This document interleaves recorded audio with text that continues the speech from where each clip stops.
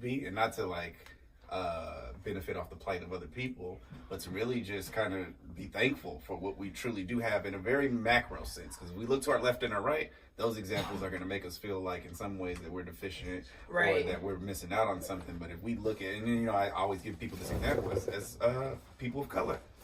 Like, had we been born just in Africa, where we claim so much to want to be connected to, our lives would be drastically different. Mm-hmm. So we're really fortunate in that way so I feel like that a lot of the stuff that we could complain about really just isn't truly warranted.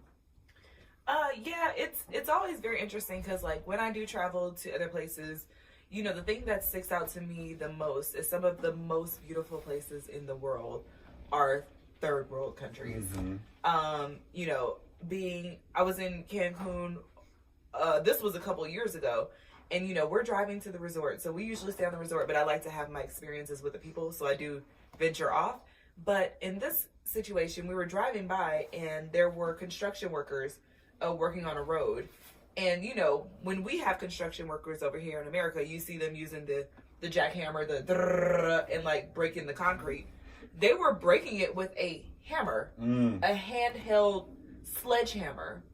And I was just like, this puts things in so much perspective because we're spending so much money at these resorts and people are still utilizing old technology like that.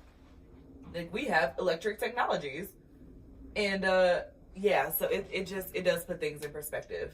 But not only that, I like trying food of other culture for sure. I'm always here for food. Carl, what's your motivation for traveling?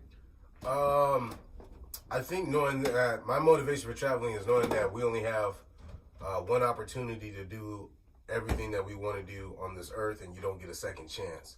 So I think for me, it would behoove me to not, you know, participate in traveling and stuff like that. Yeah, I want to see if I get to it. It would behoove me. No, but I mean, that's the thing, because I would love to see the world. My grandmother before, you know, well, even now, she's still traveling at, you know, her age. I'm not going to reveal my grandmother's age. I thought you was going to say at rapid speed. Yeah, I was like, damn, shout out to Granny. But she went on a world tour probably about 5 or 6 years ago. You know what I mean? She went to France. She went over to the Middle East and stuff like that. And it's like, those experiences, I want to be able to have it. I think the only thing that scares me is that we watch the news. But then there's some places where you got to be on top of it and making sure you're looking at what's going on in their political climate and stuff like that. Because Demo 87, he went traveling when he went to Marrakesh.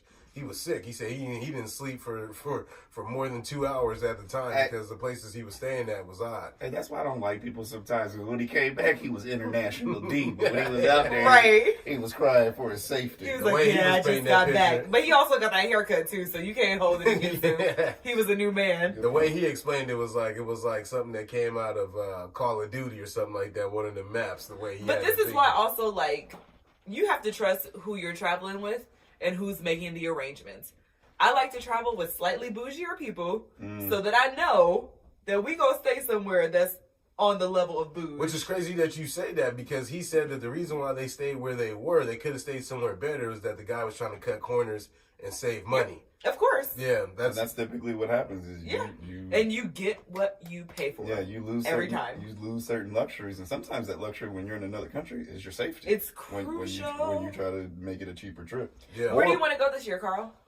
I'll probably stay here this year, but then next year I want to go to Africa. I just don't want to do the shots. That's my yellow fever burn like a mug. Yeah, see stuff like that. Like the shots get me more than anything.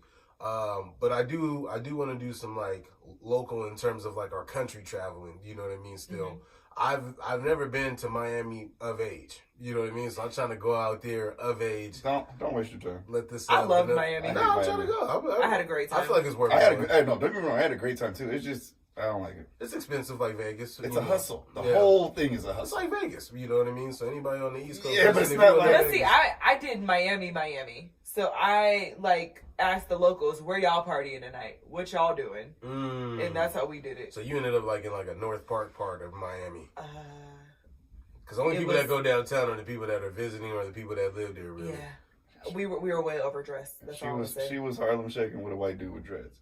Not that time. and he wasn't a Rastafari. Okay, not that trip. And he definitely had shells at the end of his dreads.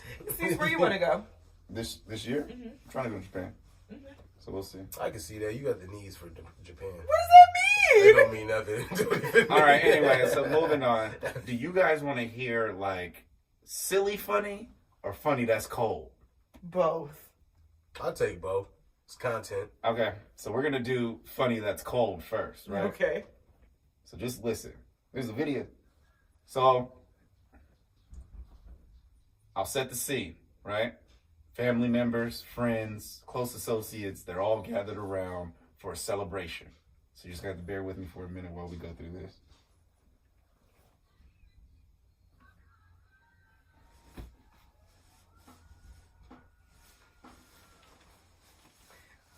I know their ethnicity. They just took a shot.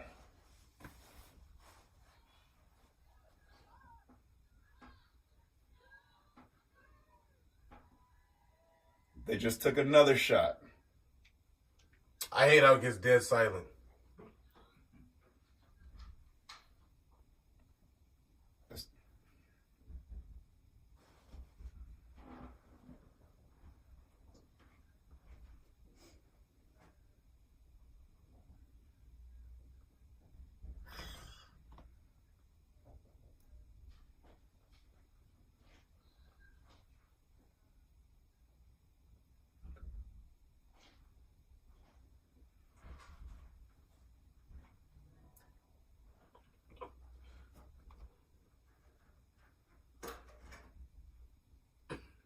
Oh, and he sent it to her before. Yes.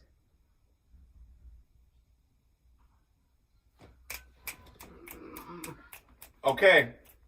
Carl, I'll ask you first because I already know what her reaction is. Was she wrong for putting him on blast like that? Well, here's the thing though. The way that he went about it, everybody else knew. So it's I not, think. But did they know because she told them? Or did they all just know that he was we trying don't to know the answer to that. I guess She not. said we've all seen the screenshots, we all seen the videos, everybody in here knows it. And so, okay, so like the context is important, but I feel like you could tell by the body language of everybody else in there. She didn't have to put it on Twitter though. And she set this whole scene up, had somebody recording it, the whole thing, and it wasn't a good delivery. And this is the trip part about it. And I want to ask you this. She should have just started playing I Was Your Lover and Your Secretary. I didn't play the whole thing, but then some of his friends were there too, and they were couples. So if you're a couple and your friend just got put on blast, do you leave with him or do you stay? You stay. Carl? Hey, look, me and my girl, we at the birthday party, and I invited you. As a matter of fact, No, I'm leaving. You leaving? Hell yeah. What if you were cool with But both of us? But if I bought food, but if I bought food and it's on its way coming out the kitchen and they did that in the beginning, I might stay. You gonna get a plate? Yeah, because they looked like they were somewhere nice, or were they in somebody's house? They were at somebody's house. Look at Airbnb party. If they had 7-layer dip, I'm staying. No, to be serious, I would actually leave. I think that it was wrong. Just because I thought it was entertaining doesn't mean that I didn't think it was wrong. I feel like all personal matters should be handled personally, unless, of course, he was out here. Like, well, the one thing she never said is, I know for a fact that you cheated. She said that you were talking to this girl, you sent her a picture, you were sexting, but he never actually got a chance to cheat. He ain't got an opportunity. He was going to. He about to. Well, he free now. Yeah. He's free now. All right, y'all ready for funny silly? All right. This gets real silly. Just bear with me. This is a commercial. It's like a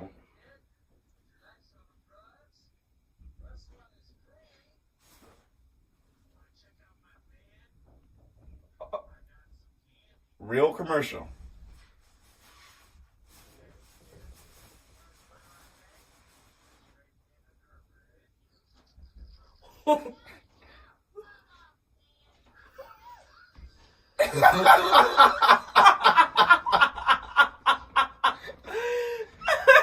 It gets better. Watch. Listen. That crack. That ain't true. They ain't been in the hood. Hey, they ain't been in the hood. Wait a minute. Unplanned. Unplanned pregnancy. Unplanned is crazy.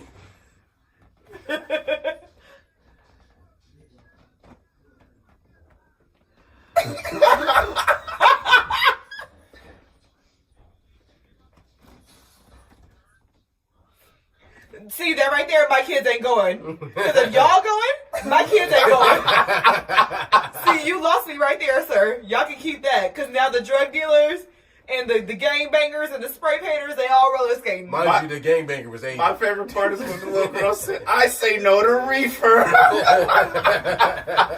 They don't even call it that anymore. Hey, but that's a real thing. I don't even think kids really go out and go roller skating anymore, really. They don't, but World on Wheels was full of hood dudes who've been in and out of jail. This is true. So I remember back in the day, going roller skating was like the lick. That was the spot. Yeah.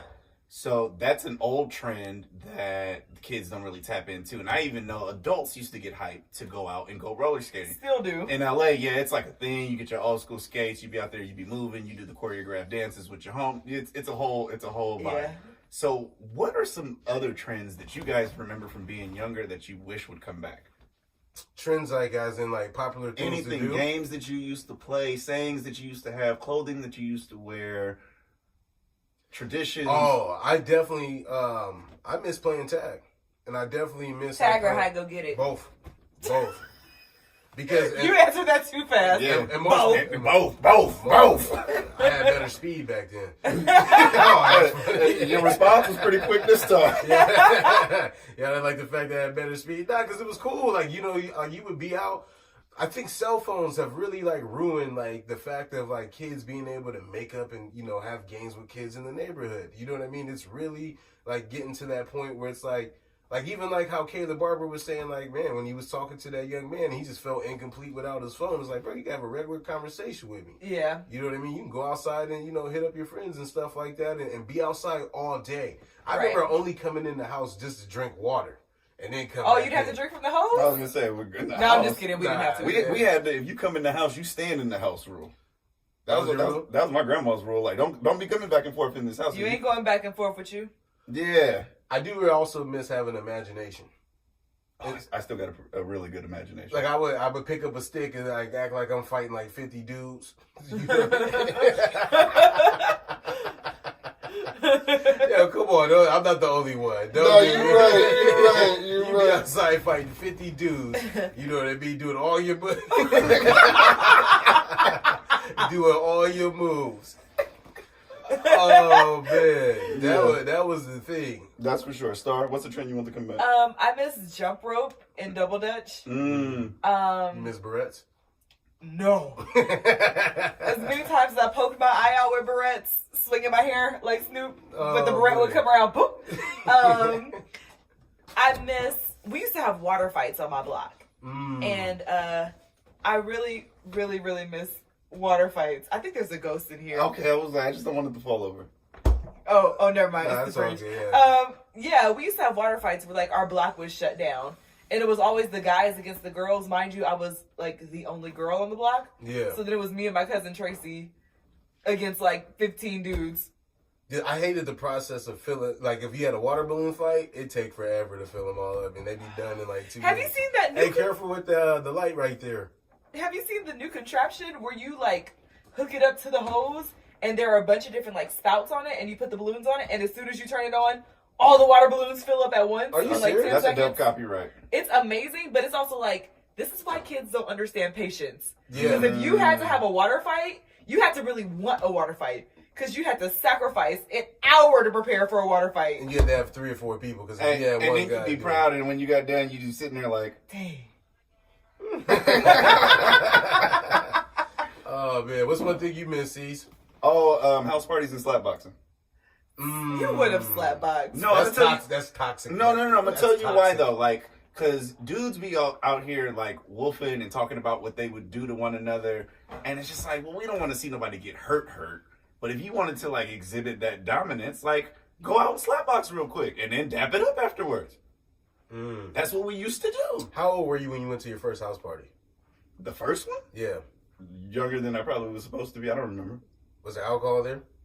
Probably it was reefer. The reefer? Yeah, Reefer is funny. if that tells the story at all. Star, how old were you when you went to your first house party? I mean, is there a separation in house parties? Because, like, we did house parties, but they weren't house parties. Nah, the ones that you went to was just your friends. Yeah. Or Probably like 16, 17. Okay. Did you tell your parents the truth where you was going? Yeah. Okay. All right, so next question. Y'all on the freeway, right? And you getting off on the exit.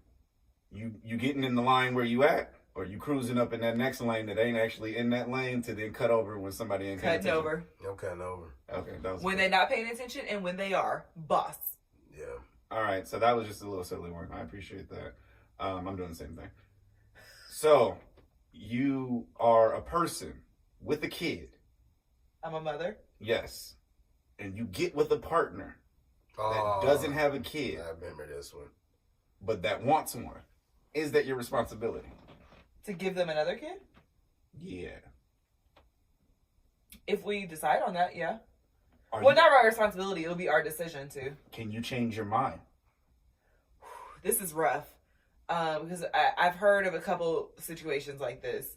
I feel like you always have a right to change your mind, but it is not fair if you entered into, let's say, a marriage, even more specifically, under the presumption that we were going to at least try to have kids. Because, of course, you can't play God. You don't know what's really going to happen. Mm-hmm. But if we were... That's the second time I heard that. That's good. If we decided to get married and we talked about having kids and that changes for one of us, we're gonna have to really sit down and talk about that. Because I feel like as much as we love marriage to be about love, it's also very much a business arrangement. And you go in with certain things in the docket that you both plan on doing in your lifetime. And so for one person to change on something so drastic, that's deep. I don't know how people come back from that. And the sad part is that there's someone that I know that has spent, a considerable amount of years with somebody, and then I think until recently, they realized that this person, or this person, their partner said, like, I don't think I want to have kids. And then, like, just to see them say, like, man, I've already invested X amount of years, it's more than 5, and it was like, my chances of finding someone else and having kids, in the next 2 or 3 years is very slim, so I might as well just stick it out with them. I say live your best life. Be free. Fly, pelican, fly. If that's something that's really important to you, that's not going to go away. Yeah. And are you going to be on your deathbed, hopefully at over 100 years old, with that one regret? Or you're going to have resentment towards that person for changing Absolutely. their mind later on. You know what I mean? That's the piece that I always think about. Do you feel like people who really want to have kids and don't have them can actually get over that? I don't know. Like, I know some over it, aunties, like the age range of aunties, who wanted kids and they never got it. And I think that... Are they living their best life? Some of them are, but I do feel like, especially for that generation, like, I feel like that was a pretty big, like, you're not a woman till you have kids. Like, it was very much part of just womanhood. Mm-hmm. And now with our generation, where you have more people being like, no, I'm good, love, keep the kids, keep the Enjoy. diapers. Like, it's a different framework. But back then, it was kind of like, oh, you can't have kids, what's wrong with you? Or you couldn't find nobody who want to have kids with you. Like, it was very much like put on them negatively. But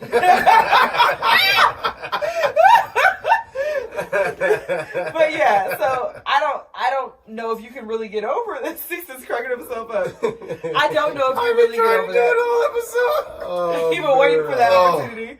Yeah, I don't know. Because for me, like, I've always said, like, having kids, like, I can't have something, I think I said it, like, in episode 3 or something.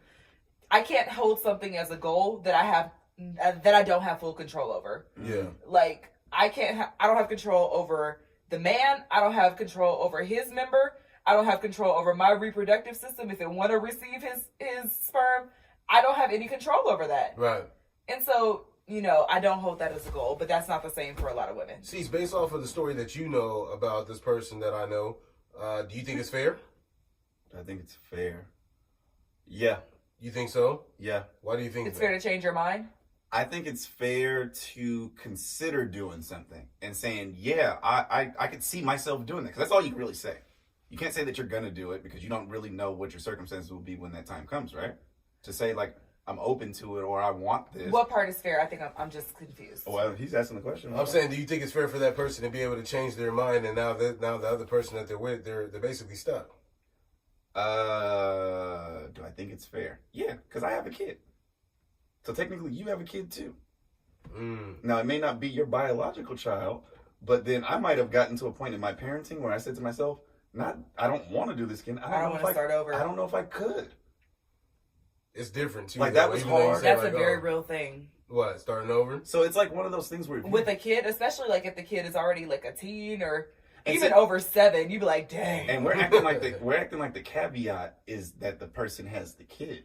I feel like you even have a right to say, when I got into this relationship, I wanted to have kids. Now I know you a little bit better. I love you, but I don't know if I could love you and then you have to be a parent also. Like, you just on the brink of maybe getting on my nerves, and if we had to raise a kid together, then this ain't gonna work. Is that a thing? No, that is a thing. I feel like it should be. I feel like kids like change the relationship. Of that people course have, it for sure. does. Like definitely. Of course The it person does. you love may not be the person that you love continuously if you have kids and you don't like the way they parent. You know what I mean? And then I could see some people being like extremely dedicated to a relationship because they want to have kids, having kids, and then feeling differently about that relationship. I mean, Like, I put up with you until you gave me a baby. Now I got my baby. I could take my baby and your money. Maybe I'm jaded. I know. I'm Yeah. like, He said who I'm are you jaded. I'm right sorry. now? I'm sorry. I'm like, I don't even know how to respond to this. Yeah, man.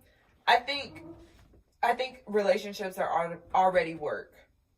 And I think that if you bring another child, specifically one that you're totally responsible for, into the mix, that's another level of responsibility to you, yourself, the relationship, and now the kid. Right. But I think it's also up to you as the parents to say, hey, we are having a kid. How are we going to make sure that we're meeting each other's needs still? How do we make sure that when a person says they're going to do something in that arena, that they're actually going to do it in the first place?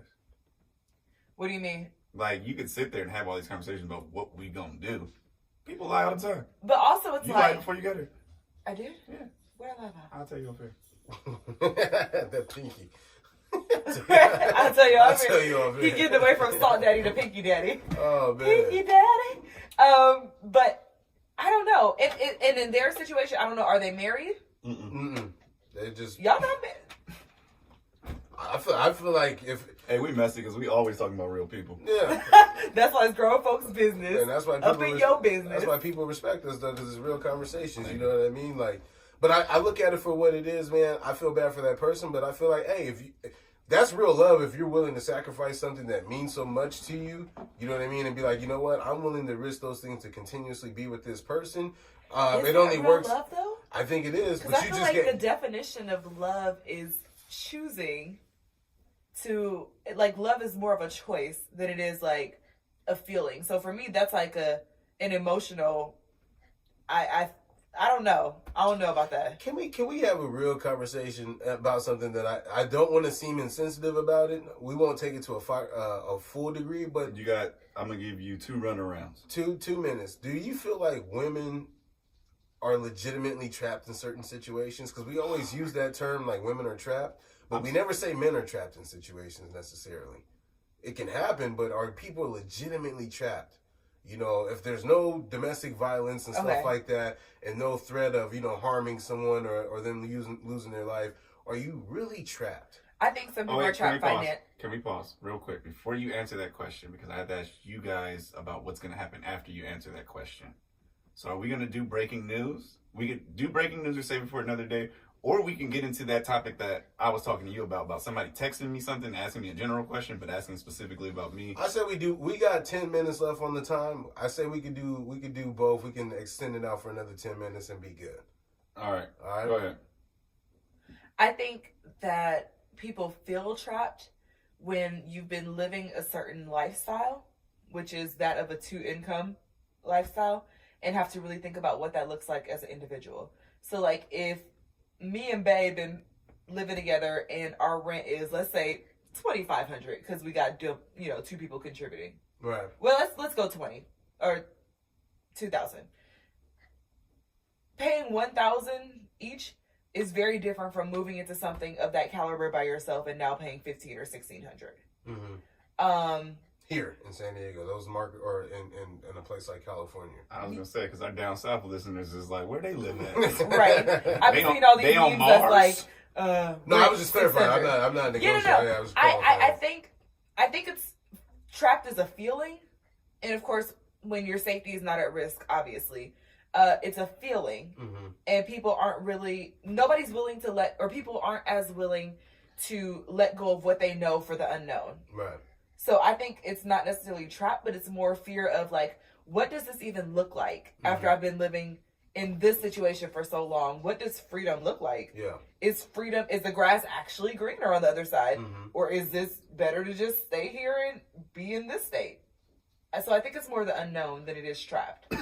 I think what gets me the most is like when you hear that and you see that, it starts to really reveal that people are afraid to take risk. Yeah. A lot of people are afraid unknown. of taking risk, and a lot of people, take comfort in, what they already have and not trying to strive for more. But if a situation is no longer working for you, or if it's bad for you, you know what I mean? I think we as a people, we lack the skills, to actually do what's right for us. What was that story that you had to say though, Cease? Okay, so okay. So somebody sent me a text the other day, right? A good friend of mine, actually. Well, I'm gonna say her name. It's my homegirl Trish. Hey, girl. She stays out in Long Beach. Trish is very. Well, I guess it doesn't matter. I don't want to give context. I don't want to make it seem like I'm like making a loaded statement. So this was the text that she sent me on Thursday at 5:45. It says, "Can I ask you a personal question?" It's already going downhill. This is my good friend. So this is the first thing. This is my good friend. So I already know it's a loaded statement. Right. And it's probably a statement that I'm more or less going to be offended by. But it's like, I asked for permission. Right. So we're getting into like communication etiquette and what she actually said. My response, absolutely. The question was, why do you think black men don't prefer dating black women? And so I love the way she posed the question, because the question is typically, why do black men like dating blank women? And her actual question in this instance was, why do black men prefer not dating black women? That's almost as if to say, like, I'd rather date nobody than a black woman, which I don't think is true. I have an answer. I think we need to. I don't know if y'all ready for this. I don't know if I'm ready for it either, because most people don't even know this was part of the unreleased episode that we never put out. Kinda. Oh man, it's you know what, I watched it, but it's coming back around, and I feel like What do you think, Star? Well, I'm not a man. I can't. I want to give you something that I heard from somewhere else. I watched Nick Cannon on one of his things that he has on YouTube, and he was saying that black men specifically, they look at white women or women of different ethnicities as a measurement of success. I don't think that's it. And he said that you couldn't. I've heard that. And he said, like, I couldn't have you when I didn't have nothing, but now that I'm either moving towards something or I've already got it, I'm in the league or something like that. I don't know about that, because I know some trash dudes. Yeah, but I'm just and I'd be like, keep him, sis. Keep him. Yeah, I'm not rolling. I'm with you, Star. Keep him, sis. You can have that one. Oh, we not mad about that one. I'm about to title this "Keep Him, Sis." We not mad about that one. Go ahead. Oh, so that's what Nick Cannon said. What's your take, Carl? I don't necessarily know what the reason is, man. To be honest, Wait, so you feel like that's a fact? I don't think it's a valid statement, because I think I heard the numbers like it was something. I don't even want to mess up these figures that I heard, but it was like 70% or 80% of black men are married to black women, and then so I black feel demographic like quote. We're not using that. Y'all about to be mad at what I'm ready to say. So go ahead. Get it all out. Who's the hardest woman to sleep with? Who's the what? Who's the hardest woman to sleep with? What do you mean the hardest woman? If you had to pick a group of women that was the hardest woman to sleep with, what would you say? I don't think that's the same across the board. I know what you're going to say, because the black women that typically have been raised at a higher caliber. Okay, so again, and I'm glad that you threw that tidbit in there, because I can only give my perspective. I'm never trying to speak for all men. So I'm asking y'all the question based upon what I feel like my answer is, and I feel like it's implied in me asking the question. Right. So what would you say? Go ahead. No, I'm asking you a question. What would you say? I think any woman of caliber is hard to sleep with. Carl? Yeah, I don't even understand what type of I know question what you're getting at, because I feel like stereotypically black women are the hardest to sleep with, and y'all are talking about dating. A lot of dudes end up in relationships. I couldn't name on one hand how many friends I have in my close circle who like sought out the relationships that they ended up in. What do you mean? They were initially trying to smash, and they ended up liking the person. Did they smash immediately, or was there a process in the smashing? I feel like men are more willing to put up with the process for non-black women than they are with black women. Same premise though, is that process usually for a lot of black, from my experience with a lot of black women, don't involve you guys actually being physically intimate until that woman knows that they have you. But I think that I heard another point that I think is that was well spoken of. But if you're gonna venture off and date someone that's not of your culture, because this. But again, are we making dating synonymous with going out and trying to have sex? That's the question. And I feel like what we do is we focus on the end result, the relationships that manifest from any type of interracial interaction. But I would venture to say that the majority of them start off with a dude trying to go out and get it off. And a lot of the times that just happens easier with women of other races. And not necessarily because those other races are more inclined to do it. But then it's like, you give an example of us two. If we're out, the majority of the women that are going to be around us aren't going to be black women. Why? Because we're in San Diego. Okay, I get where you say that. That's why I went. But there's enough. I was at Marsha last night and I looked around. House of Blues was full of nothing but black. And she just answered your question. So we're not going to place at what typically, like when I seen those tickets, I was like, oh, that's a black event. Even though maybe she didn't set it up that way, but if you just go out in a general sense, like it's a Thursday and somebody says, hey, let's go out, you're not going to go see Marsha Ambrosius. Right. And it's not going to look like that. Right. And as a matter of fact, the majority of the time, what is that? It says timer. I can't get it to turn off. Whatever. You wanted to use the timer so bad. So badly. And now it's telling us that we need to get out. It's like, nah, brother, you got to get your own. Hey, do me a favor, press all the buttons on it. I am pressing all the buttons. Can you just throw it outside? Yeah, I'm about to do something. Sash, come get this. Just throw it. I'm about to take the button out of it. You want me to help you out? Yeah, you got long nails. Anyway. Yeah, I don't know. I still do think that's a easy way to skate over the ideal, but there are actual black men who state out of their mouths, I do not want to date a black woman. That's it's common. I wonder why though. That's the thing though. I wonder why that is. But aren't people entitled to that? You don't feel like other races of men say that they don't want to date? You're entitled to not say it, to but the I same think degree I think it's for black women. But then that's what I have an issue with, is there's no way for you to quantify that specifically. You can quantify it by looking at data, not from blackdemographics.com. No. But there's a reason why there's data Asian men and black women are the least likely to be married across the board. Why is that? Wait, why is that though? She just made up a fact though. That's not. You said that there's data that says that there are men out there that say they don't want to date, or black men don't want to date women of their own race. That you've never seen that data. I know men who say that. No, but you just again you qualified that by saying that there was data, and now you're going back. I said there's. You've been doing this all day too. I never said data about that. Cease. What did you say that there was data about? I said there's data about black women and Asian men having the lowest rate of being married. But that's the data I said. Why would you bring up that information to qualify the statement that you had previously said, though? Because that seems kind of coercive. No. Because what happens is, in most cultures, in most situations, you date who's around you. So in a lot of cultures, especially back before more current times where neighborhoods are way more mixed, you lived around your own kind. So there are just people who are dating people of their own race because that's who they lived around. So then when you look at statistics that say, like, for some reason, Asian men and black women are being left out, that means that even in our own communities where we live around people, we're being left out. So not necessarily that is the direct causation of it, and causation versus correlation. That's my thing. But if the numbers are so high, we can look at our friend group. Mm-hmm. Ask the black women who is in a relationship or who is on the brink of a relationship. Because even in my circles, I think I have a because that's really asking a different question. Because the first question was black men and their preference, and then you're going into why aren't black women in relationships? Well, because black men are in I know a lot of black men who are in relationships. Y'all just don't want the dudes that want y'all. That's not true. It's true. Sorry, because look, you know what I know? You know what I know about you? What do you know about me? And what I know about men and as it pertains to you? Guys see you all the time and get mad excited. You have things to be excited about. But they don't holler at me. I don't know. Name one. I'm not rolling. Name one. I'm not rolling.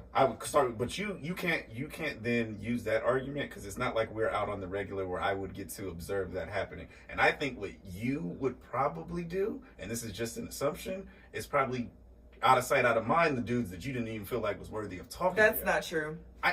Again, there's no way for me to prove that. That's just my theory. It's not true. I think dudes holler at you all the time. It's not true. I wish it were true. I think you know where to go for dudes to holler at you all the time. The dudes who have hollered at... And more importantly, I think that differently than the plight of what a lot of black women say their experience is, I feel like you're the type of girl that guys of other races would actually be into. They don't holler, though. I'm the girl that other races want to smash. Well, okay, like they'll come up and be like, "Oh, you so beautiful! Oh my god!" But like you're not trying to get with me. And so that's the other point. That's the point that I originally brought up to you. And I feel like for a lot of black women, that is what you recognize immediately. And for some women, the fact that a guy wants to smash means that he might like me at some point. So again, that's just my theory. Can't prove it. No, that's just my theory. And it may not be applicable to just you, but I'm saying from my perspective and knowing the women that I've dealt with, I'm pretty sold on that. Yeah, I don't know about that one, Cease. I know most people are gonna hear this. They're not gonna be rolling. Black women for sure about to get me all the way up. No, I mean, like, am I difficult to sleep with? Yes, I'm not like opening up my legs to just any and everybody because STDs are real. Up top, we high five into being hard to sleep with. STDs are real. Your emotions are real. And you know, at this point, like for what? Yeah. Like I'm 31. I don't need no new friends like that. Yeah. Like if we're going to have something, it's going to be meaningful at this point. And you're going to figure that out before you give up the box. Yeah. Okay. Yeah.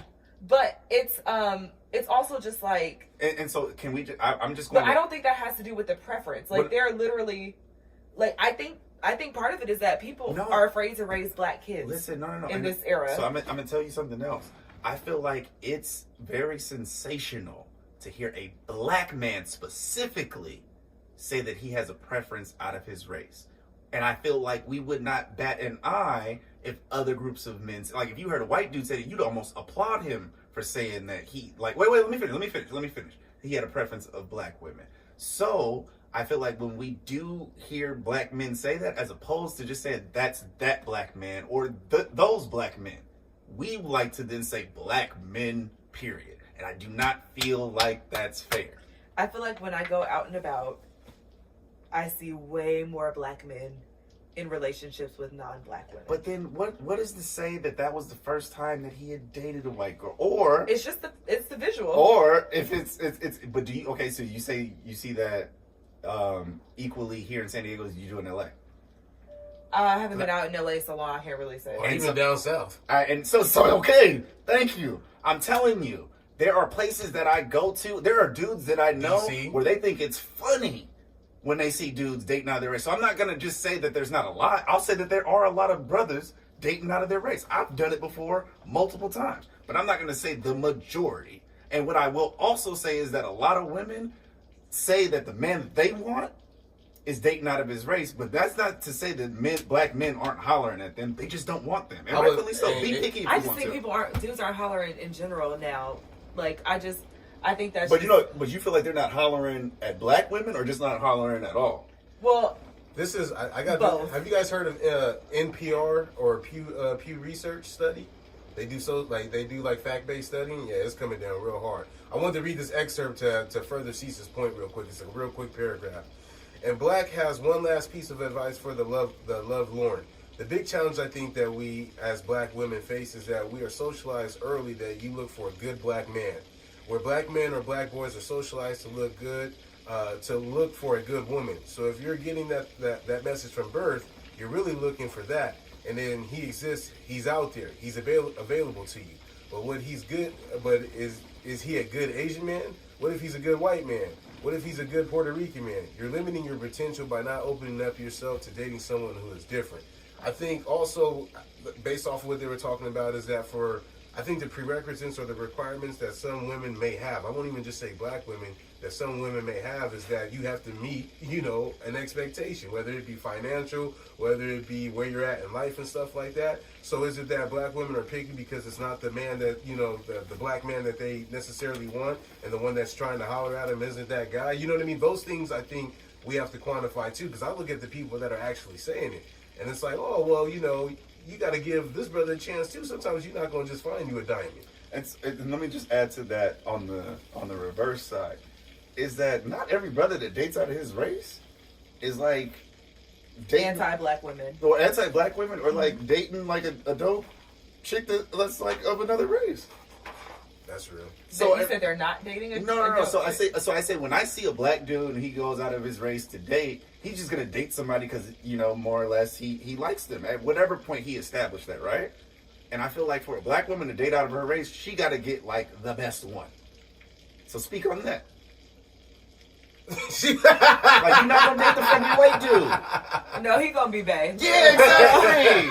You just said that the No, but for me, so what I actually pulled out was I have my list of the type of man that I wanted to manifest for my life. Let's hear it. I'm interested. Okay, you want me to read the full list? Yes. Okay. Or maybe 5. Let's Yeah, do I was gonna 5. say Yeah, you don't see this list. Yeah, let's do 5. That was more topics than I came in for the whole Future episode. husband and life partner. My wants and needs for a partner. So I'll read the first 5 that came up. Well, maybe not. So the first, they're mostly in pairs. Driven and ambitious. Mm-hmm. I won't read because there's sentences on it. I'll just read the list, not the justifications. Driven and ambitious, provider and protector, passionate and loving, healthy and active, curious and explorative, solid family background, enjoys living luxuriously in the finer things in life. Let me pause you right there. What if the ugly dude had all those qualities? Is he cute to me? No, he's not an attractive dude. But maybe you met him before you seen him, or you talking online or whatever. So you knew everything lined up. As a matter of fact, they put you in a room, they blindfolded you. They said, "We got somebody that has everything that you want." They lined up all the steps. You open My your eyes. only thing is I might procreate with him. That's No, but you know what? And it's funny too because you're skating around it because Survival of the fittest, two no. ugly people can make a cute kid. They could. And all his innate qualities are, They could. It's possible. I'm sure Seal can have some like really great kids. But still, has kids, doesn't he? and plus, And like they're the mixed. thing on his face, isn't that like a scar? Okay, and we're getting So too, that's not him being like and we're an getting too unattractive far off. dude. Could you date the ugly dude that checked off all your boxes? Tall, handsome, fit. That and then the So scroll down. listen. I'm not No, going to but speak here's- on it, but I think we hear what the problem is. No, well, here's the so thing. now we gotta date ugly to be wanted? Like, is that what you're saying? No, The only way that me as a black woman can have somebody is if I date somebody No, ugly? but I feel like Carl, is that what you're doing? I feel like I'm fooling. in order to make the But I argument, think you have to that's realize everybody. that not every. I don't think anybody wants to just date ugly people, period. If you end up loving somebody who's ugly, you end up loving somebody who's ugly. But you're not gonna just be like, ooh, let me find the ugliest man in the room. No, and I'm not gonna put this on black women. I'm speaking on women from what I've observed. Is I feel like a lot of women that feel like they're single, and this is like not even what we were talking about. I feel like the only guys who talk to me are good looking guys when they do. I don't feel like. You got your real nigga litter then. At that point, you live No, your you best life. still don't, but you know. So, Carl, why do black men prefer not dating black women? I think that's a myth. Okay. Because the stat that I heard Charlemagne saying, the stat that I went and looked up on NPR and Pew Research, you guys can go and look and see if they're legitimate or not. Black demographics. Is that out of all the men that are married, all the black men that are married, 80% of them are married to black women. I think that's a very high number. What's the percentage of people in our generation who are married? Well, that's the thing. Our generation isn't getting married that much. So how does that stat apply to current?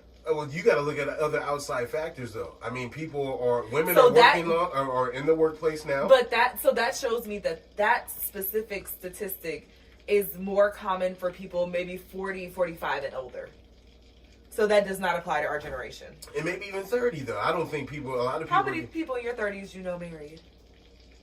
I don't know a lot of people that are getting Boom. married. That's why that fact does not apply. That doesn't make it not valid just because. No, it's our valid, but it's valid for like our parents' generation. I think we are also more prone, like at in our generation, to sleep around and just be like, hey, well, I'll just figure out where life is. You know what I mean? And that's true, but that's why we're looking at that of But married all this stuff men. fall on black men. But as they No, grow, but people. But yeah, as they that's the norm. But that's why a stat on black married men is not very applicable to people in their 30s because how many people do you know in your 30s, black or not, who are married? Hey, but listen, you may not know what that person's prerequisite is because you can be. My parents used to say, hey, don't bring such and such home, or this type of person home. You know what I mean? So if I'm not bringing that person on, it means that I'm not obviously taking them serious. And the person that I actually am taking serious could end up be very well someone within my race. You get what I'm saying? So I don't think dating even quantifies that. It's the end game. If we're all looking at marriage as something that we're all aspiring to do or have, or having a lifetime partner that we're breaking half with, who's to say that, we're just messing around for the time being? Now I get what Cecil was saying, that I'm just messing around with this person for the time being, but the person I see myself with long term is somebody of my own culture, of my own ethnic background. I think two things that we don't give enough credit to is sex and slavery. Explain that, because I don't know how those two things Because correlate. we always, again, I'll go back to what I just said, is we focus on the dating. But the majority of interactions with people that do those start with two people sitting saying, this is what I want out of a relationship, let's see if we can build this? Or do they have sex and end up in a situationship? Well, I feel like most people who I know who are in relationships met online, so. That's the way. So you think? So I you do think that most of the time it is sitting down and. So you think black men are turning off the black filter? Like, yo, I don't want any black women in my They're not on blackpeoplemeet.com. But I do want, I don't know. And the other one was slavery. I think, And I was just going to say that is something that as a people, when I hear people say that there's no residual effects for people that weren't actually in bondage and slavery. These are the type of things that have now manifested themselves. For sure. Is that psychological of not know, like, you know what I mean, of feeling like I might be a person who just, if nobody had any color, I might have only met one person that would have liked me and would have spent the rest of their life with me. But now I got to be single because that one person happens to be a white girl or a Mexican girl or an Asian girl, because my people are going to look down on me because I'm not with a black woman. But maybe I just haven't found the one for me. I don't think that's only in black culture, because we have even a coworker who is Hmong, and her family is really like marry a Hmong, marry within the culture. And I'm gonna tell you, so it's not necessarily in. You can go online right now and hear this topic we're talking about black people. Hmong people would have to tell you about it. That's the difference. We see it in movies. We see depictions of it every single day. So I feel like in that instance, it's more impactful. And not to take away from Hmong culture, but these are two totally different extremes. But also you have to remember, like one is looked at to be a tradition, and the other conversation we're having is like almost people should feel, But also you have to remember that black culture drives culture. Sure. So anything that we do or talk about is going to be on a higher scene. in sports because and entertainment. we drive But I don't think culture. there's a direct connection in this instance. I do agree with that statement. But that's what I'm saying. Like, you're talking about, we see it in movies, we see it in music. Yeah, because we drive culture. But which means it's more impactful for us, in my opinion, because it's just always there. What do you mean? Like, we're always seeing movies or TV shows or whatever it may be. Where people look down on... Or no, where there's just depictions of the right way to go about it, where it's just like you're constantly getting all these messages about... How'd you feel about Hitch? I thought Hitch was dope. Because that's a movie where it was an interracial relationship, and there was no focus on the fact that Will was black, and Eva Mendes, I think is her name, and that she was not black. Now, okay, so this is where the whole slavery comment came in, right? Mm-hmm. What if Will was a dark-skinned dude? You think it would have been different? I feel like I know the answer, but I want to hear your opinion. The answer you want is yes. I'm trying to think of other movies in which I've seen this happen. It's usually, from what I see, is usually the dark-skinned guy that's always getting somebody of a different ethnicity anyway. Because I feel like everybody swoons over Idris Elba.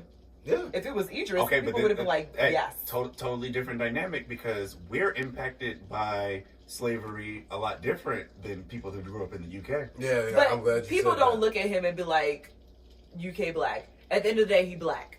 I feel like he has a debonair nature about him that isn't domestic U.S. Sorry, not rolling. And when I heard him say literally, yeah, I was like, okay, I see. You know what I mean? Like there's a different aura that comes with him. You know what I mean? Even with his skin tone, he has a lot of white connotations. Let's do this. And this is all over the place, but I'm glad we're talking about it. Yeah, we're 20 minutes in. We went over our 10. Yeah, we did. We're just gonna skip breaking news. No, that's cool. I want to do this as our next word on the street topic. What? Oh yeah, let's ask it. I want to ask Yeah, let's ask the public because I want to know the general public's consensus on this, especially here in San Diego, where we're a little bit more liberal in terms of dating, maybe than other areas or California rather. Oh, and we have a crazy dynamic here because here in San Diego is probably like 5% black people. It's one of the more in general. interesting dynamics that I've seen throughout California, and I feel like I've spent time in all parts of California, but San Diego is unique in a way that I just can't really describe. Yeah, we got people from all over, just like LA, and I think they can represent most major cities like San Francisco. We got people all over like LA, but it's not like LA. Well, no, because it's like even our black people, our black population here is 5%. Yeah. So LA has a large percentage. I want to say it's probably. I was gonna make something up, so I'll look it up. And just think about it regionally. Like we're boxed in by LA.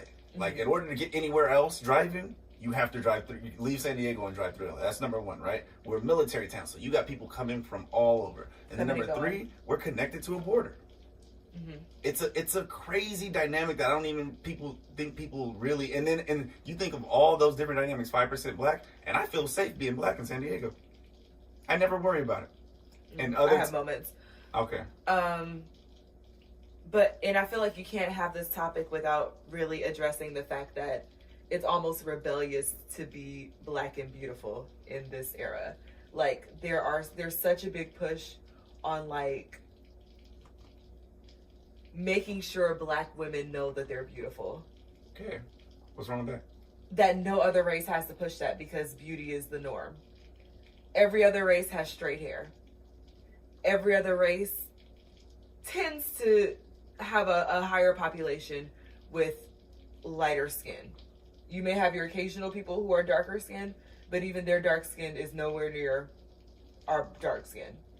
And so like there is, when you just talking about beauty for black women, everything about us is rebellious to some degree. Our hair defines gravity. Our curves, people pay for.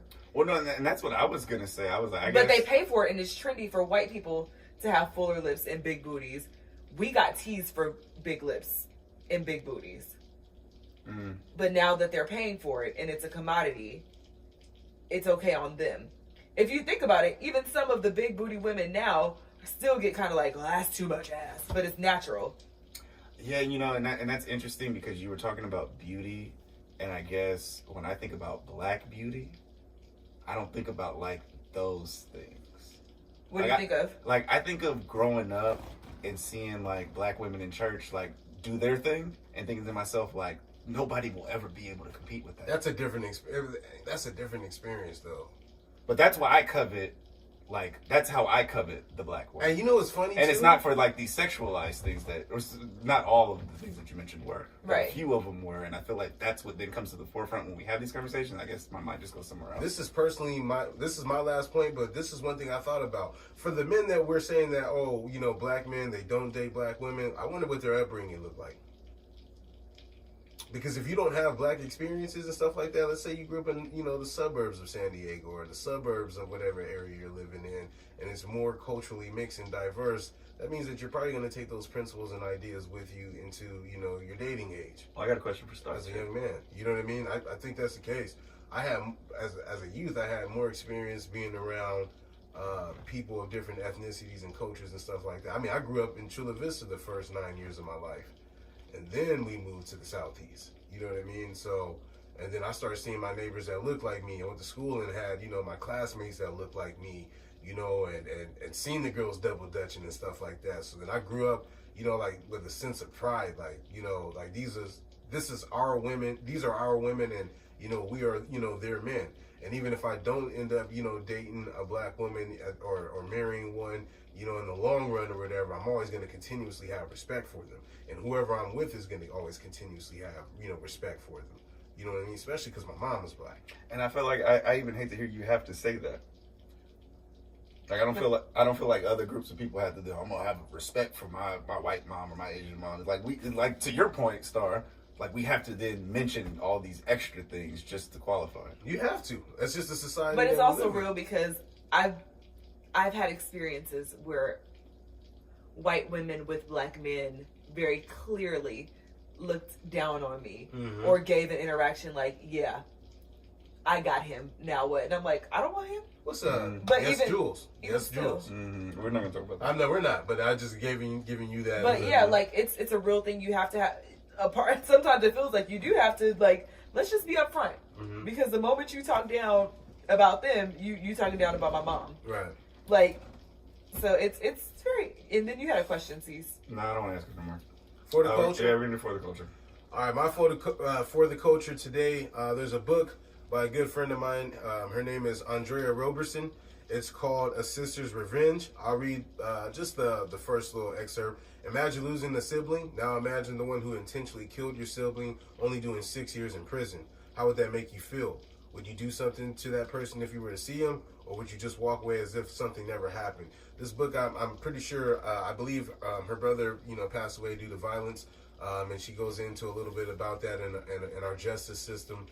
You can actually purchase the book online. I believe it's available right now for purchase for $20 at www.asistersrevengebook.com. And then you can find her also on Instagram on A Sister's Revenge. Yeah, and that's it. That's the whole name. That's the whole name. That's the whole name. Star, you have anything for the culture? Can I go? You can go. Okay. So I have a friend who's a dear friend of mine, and she is very involved in the community via her graduate program, specifically working with the population of homeless adults here that suffer from mental illness, which is considered to be a dual diagnosis, chronic homelessness and mental illness. So I'm just going to read a little excerpt of an email that she sent me so the folks can get a glimpse of what she's working on and then ways that they can help this particular community here in San Diego. So, our agency, which is Housing Innovation Partners, is trying its best to help solve the homeless problem in San Diego, and our residents are all people who have been homeless for over a year and suffer from severe mental illness. Right now, our life skill classes are not very exciting, and attendance has been low because our funding isn't very good. I'm hoping the money from the fundraiser can help me give the residents art therapy classes, physical fitness classes, and employment opportunity training to help them better heal and grow. Thank you to Grown Folks Business for showing interest and support, and I value that support greatly. So, again, this is Housing Innovation Partners. The event is actually scheduled to take place in March on the 5th from 6 to 9 p.m. at McGregor's Ale House, and that's at 10475 San Diego Mission Road. I'll send one of you guys the flyer so that we can post it out on social media. So you can do one of two things. You can buy the raffle tickets and you actually try to win something. All the proceeds go to Housing Innovation Partners. Or you could actually create something to be donated if you are a local business, and then get your name out there like that. And guaranteed, if anybody hears this and they want to connect, reach out to Grown Folks Business. What's the email, y'all? gfbizpodcast@gmail.com. I'm glad he knew. I know, because I was going to mess it up. I was gonna say slide in the DMs. Yeah. You like call Doug. And if you guys want to get connected with Marissa to be able to provide a donation or to buy some raffle tickets, by all means, don't hesitate to do so. Hit us up on social media. If you know us personally, run up to my desk, whatever it takes. Because we definitely want to be able to help this population. Because as we're doing this podcast, we just noticed that it's pouring down raining. And I couldn't imagine having to live on the streets and not having a safe haven or somewhere to go for some resources and something simple as a blanket. Yeah.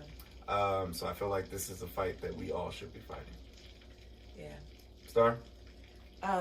You guys had some really dope for the cultures. I'll just say for the culture, make sure you share us with your friends and family. Hey.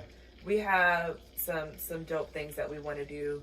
Some ideals are constantly brewing around here, and we really want to get to a really high level in this podcasting thing. We put out there on our social media, iHeart Podcast Awards next year. So it's going to take a little bit to get there, but we can do it. Dream big. Yeah, Carl, teamwork makes the dream work. Tell them what else we're doing. You don't know?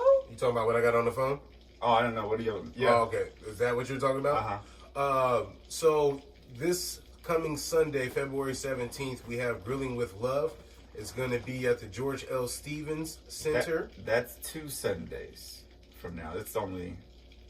It's We're coming. talking about on the air, when it airs. Yeah. Oh, when I this- didn't know he was being slick. When this podcast comes out, it's only going to be 4 days away. Man, you got to let 4 me shine. days away. I don't even know when this podcast comes out. Real life. I was like, let me open up my planner. I stay Let me ahead. open up my planner. Grilling with Love. You can purchase your tickets at dstsandiego.org/GWL. The tickets are $40, and if you want to participate, by the time this comes out, you might be a little too late, but you can try. It's $100 to sign up to win $1,000. They got corporate sponsorships and everything.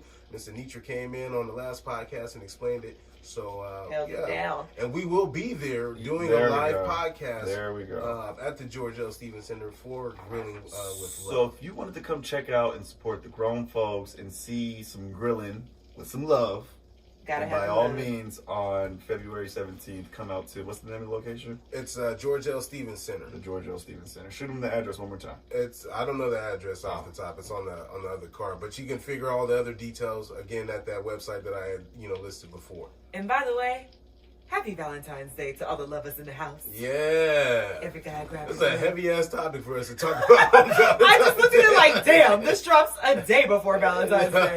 Womp womp. They about to be sick. We did not look at this calendar before we recorded. They gonna know why they ain't in love the next day.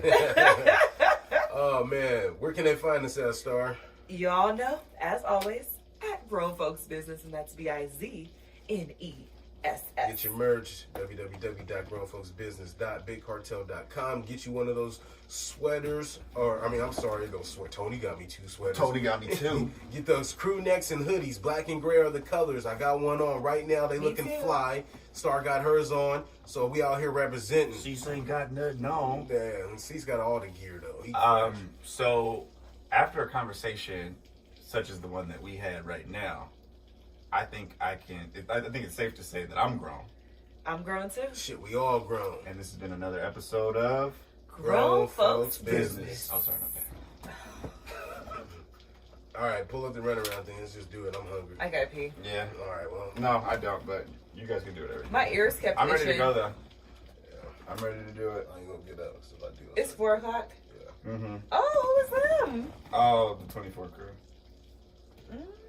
These look like you just had the best threesome. No, not even. The best reason. There was And which is funny that you say that because I'm sitting here thinking to myself, like, I wouldn't even do that.